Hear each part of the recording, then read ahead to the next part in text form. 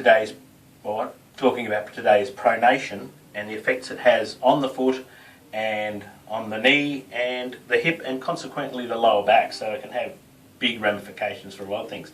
So if Bridget has a look down on my feet there, you can see my feet turn in. You can see those lines that I've put there that are supposed to line up fairly straight are curved, and you can see the right foot's worse than the left, so the arch is flattened in there.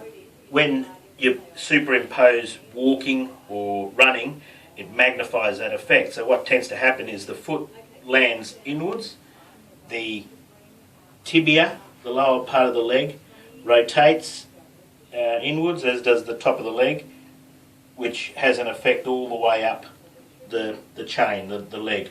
So it can have it can cause pain in the medial part of the ankle, the inside part of the knee, the outside part of the hip, because those muscles are trying to drag it out, but they're not strong enough to counteract it. Anyway, so what we're talking about is the use of orthotics to straighten up. So you can see when I do that, I bring up the arch, so I'm consciously doing that using my muscles.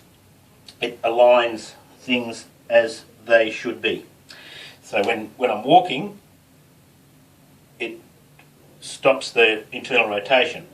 So I'm going to put the orthotic in and I'm going to show you what it looks like when I have the shoes on. Okay, pause. Okay, so you can see there now, I've got the shoes on with those orthotics that I adjusted from last time with the transverse arch in there, and you can see how that's aligned my foot. So when I go back to the gym and do some treadmill stuff, I'm not going to injure my ankles, knees or hip.